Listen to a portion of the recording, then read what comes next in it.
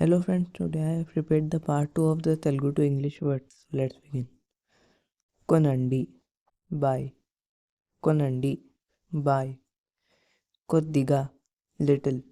Koddiga, little. Roju, day. Roju, day. Pratiroju, every day. Pratiroju, every day.